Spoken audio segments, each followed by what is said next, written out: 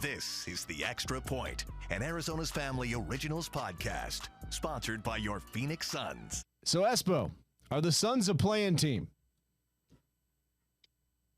Right now, yeah. As you look at the standings, I tend to believe that they will be the 6th seed, but it'll have more to do with those teams around them and what goes on with them than what they are able to do on the court. They've got a lot of opportunity because they play some of these teams that are right there in the mix with them. The Kings, New Orleans, they have an opportunity here before the end of the season. They've got 4 easier games over the next week that can really help them stack some wins and keep them out of the play-in. But I'll say this, my faith is a little less than it was a week or two ago that they won't be a play-in team. Okay, so was this road trip then about just surviving and getting to the playoffs? Because the Boston and the Milwaukee losses have left many of us saying, I think we can go ahead and make our vacation plans in June. Yeah, I mean, it shouldn't have been about just surviving and making the playoffs. It should have been about making a statement, because all we've heard is, oh, the big three just needs time. They need to be healthy. Well, they crossed the 500-minute mark playing together. They've been healthy now for a week or two consistently here. I think we're at the time that it's, to put it somewhat crassly, it's put up or shut up time. And I really thought the Celtics and Milwaukee games would be those moments for this team. Unfortunately, that hasn't been the case. It wasn't. They had too many lapses defensively. At times they looked disinterested, and they just don't seem like they're ready for prime time at this point. And, the optimists will say, well, they'll turn it on for the playoffs, but we're about to run off the runway, right? We're in a Boeing situation here. The plane ain't doing too well, all right? And at some point, you're not just going to be able to flip the switch and all of a sudden become an otherworldly team. We've only seen it happen once or twice in NBA history, and I've seen nothing to suggest that this team's going to do it. Does the addition of point guard in his mid-30s help? No, because the point guard you added isn't a true point guard. He's a score-first guard that has always been known as a guy that can create for himself. It's not a guy that's going to pass the rock. Isaiah Thomas, even in his Sacramento days and his Boston days and his cup of coffee here in Phoenix, was never known as a playmaker. So anybody that's trying to sell you on the thought that, oh, the Suns finally got their true point guard, I got some property in Yuma that's beachfront to sell you as well. Well, what if we just went out and got Goran Dragic and Eric Bledsoe as well? Would that work? It worked so well the first time. Why not try it again? Goran's enjoying retirement. Bledsoe's playing, I believe, in China. Yeah, why not? Bring the band back together, because, that team won 48 and didn't make the playoffs. So why not, John Lure. Who are some other guys from that team? That makes for a terrible podcast. Mirza Teletovic. Yeah, Mirza. Yes. There was a Brandon Wright and a Brendan Wright, I think. PJ Tucker. I'll take him back. I'll take him back for sure. What do you feel like isn't working with this team right now, like specifically? Well, obviously, 3-point defending. They seem to go into drop coverage and care more about defending the paint than closing out on 3-point shooters. Before Sunday's game, I saw a stat that when it came to 3-point opponents or opponents shooting 3-pointers, they're either wide open or open, according to the analytics, 89% of the time. This is an NBA that's predicated on 3-point shooting. And if you're leaving opponents that open, there's a reason why it feels like teams are having historic performances or individuals are having otherworldly games against you. It's because you're not guarding the fundamental shot in the game. I'd rather give up shots in the lane than give up those easy 3-pointers that we've seen. And that's the unfortunate truth about this team right now, is they're just giving up too many outside shots. And unless the defense winds up showing up and figuring out how to not do that, how to not give up 140 points to these good opponents, you're just not going to be able to win. And then on top of it, if you're not getting performances from Beal, Booker, and KD that fit their resume, you're not going to win either, because this team's constructed around those three guys. And if they're not doing it, nobody else is riding into the rescue. Well, and do you think we'll see something drastically different defensively on Wednesday against the Sixers? I mean, I would hope so, but I don't know. You would think that, we're almost 70 games into the season. You would have thought that the adjustments would have been made before. And I can't imagine that Frank Vogel, who's a defensive-minded coach, hasn't attempted to make these changes, right? But I haven't seen it happen. So you got to wonder, is it the scheme? Is it the players not executing the scheme? Is it somewhere in between? And if it hasn't been fixed by now, why hasn't it? And those are big questions that I don't know we're going to have answers to. So is it realistic to think here that this team can rip off some wins and turn the page as talented as they are?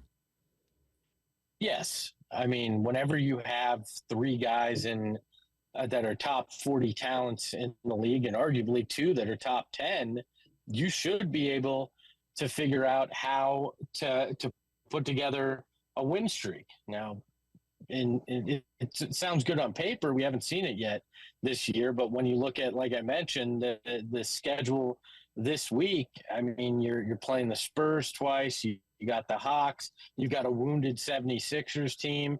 You should be able to stack up wins, but you would have said the same thing about, you should have had a better shot against a depleted Milwaukee team, or, you should have played better against a Cavs team that was missing a lot of guys, or you should have played better earlier in the year in the two games that you lost to the Spurs. So consistently inconsistent is the theme this year. So, yeah, these 4 games look like you should be able to rattle them off and be riding high on a win streak, but I haven't seen it yet this year. And I mean, the longer this goes on, the more I think, man, we might not see it, and we might be headed for a play-in exit or a first-round exit.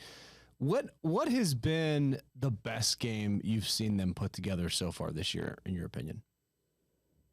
Probably that first Minnesota win where they crushed Minnesota, a team that's been towards the top of the West all year. I mean, they had a pretty good game against New Orleans as well, but it's been few and far between that we've seen them put together a quality 4 quarters, right? This team has the 5th worst point differential in NBA history in 4th quarters. I mean, that's problematic, and we've seen it time and time again. Are they capable of it? I believe they are. And I still think there's a chance that we see it all come together, that something clicks. And maybe this group is just, as my friend and your friend Flex from Jersey would say, built for the playoffs and not built for the regular season. And maybe that's just the case. Maybe these games, well, we take them as fans and as those covering it extremely seriously in the regular season, because we have to make 82 of them compelling. Maybe they just don't feel that same way, and maybe they will turn it on when the lights get the brightest. But that's a big if, and if I were them, I'd much rather want to go in on a winning streak than just being like, hey, when we know who we're playing, we'll match up well and we'll make the adjustments then. Don't they know we have a show every day? No, this is not for the content, Mark.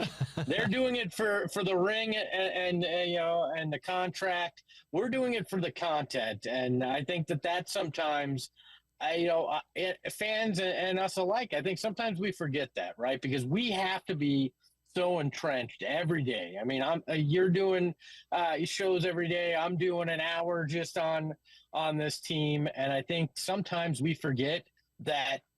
Maybe sometimes they ebb and flow in the importance of these games, but we're in March. It's the middle of March. April's right around the corner, and you can see the playoffs on the horizon. If there was ever a time to lock in and set that aside, it'd be now, and it hopefully put all of us talking heads in a much better mood and much more excited for what's to come in April, May, and hopefully June.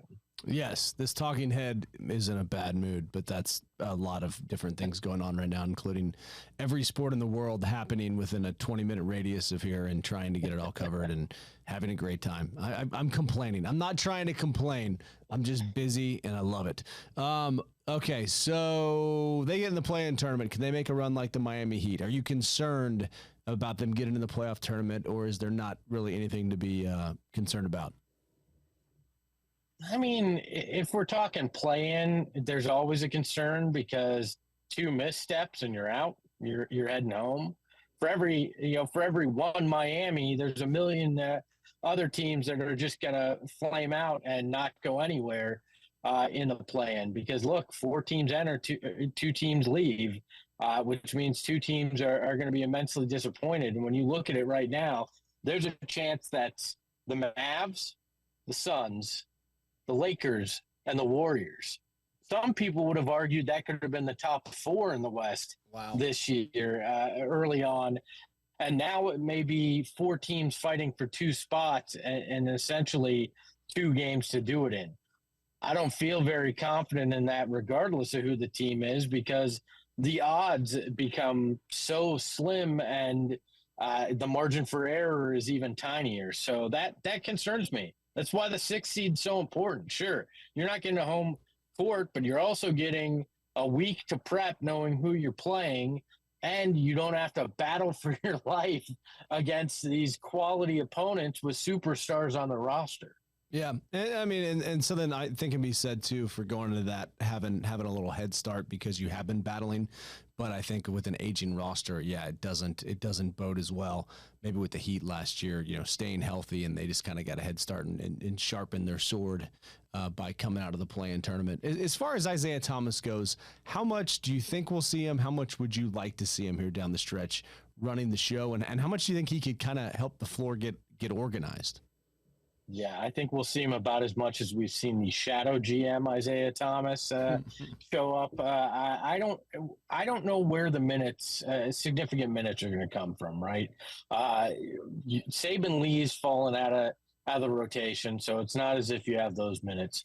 Maybe David Roddy's minutes, but it makes you have to be a little strange with what you're doing roster wise. Does it come at Eric Gordon's expense? I'm trying to figure out where you find minutes for Isaiah Thomas, and if this is anything more than we need a 15th guy on the roster that if injury strikes we can turn to, because if Eric Gordon has to go into the starting lineup due to an injury, or Royce O'Neal, and then you're looking for a stopgap, maybe that's Isaiah Thomas. I think he'll get a handful of minutes, but anybody expecting major minutes, I think might be or likely will be disappointed, because that's just not who Isaiah Thomas is right now. I talked to somebody that actually worked with him in his G League stint in Utah, and he said, hey, the guy can still score. He's been a very good locker room guy for the week we've had him here. But what I think stands out is the fact that he understands what his role is at this point in his career. And I think that's important. You don't want a guy coming in thinking he's going to crack your top, 6 or 7 in your rotation in this situation and being disappointed in it. If he understands what it is, I think we'll see some minutes, but I don't think you're going to see anything major with him. Spring break, what are your plans? You go down to Mexico? What's the big plan? I will be covering the Suns team all spring break. It's actually week 2 for my kid already. The old in 2-weeker. Spring break. So yeah, so I drop her off at art camp and then I go right into work. That's what my spring break entails. Art camp, that's a good one. Yeah. I take it back. I am going to see Bruce Springsteen tomorrow night because I'm an old man at heart. So I am doing that. That's part of my spring break fun. You sing along? Of course. What's your favorite? What's your favorite Boss sing along song? Oh, I mean, Nebraska. I'm cliche. I love Thunder Road, like Born to Run. Rosalita's a fun one to sing. There's all sorts of them. If he does Growing Up, I love that song. There's a lot. There's anything from the river. Like I could go on and on. You think he'll grab Courtney Cox out of the crowd and start dancing with her in the dark? I think they both might break a hip at this point. So. That's the most old man joke ever. If we have the younger listeners on the podcast, they won't get it. And just listening to two grouchy guys talk about their basketball team who can't get it together here. Well, hey, great stuff. Where can we find you this week? Outside of being at the Springsteen concert, you can find me over at PHNX Sports on YouTube or gophnx.com. And you can follow me on Twitter at Espo. Awesome. Well, have a great evening and keep on rocking. Thank you, sir. The Extra Point Podcast is a production of 3TV, CBS 5, and azfamily.com in Phoenix, Arizona.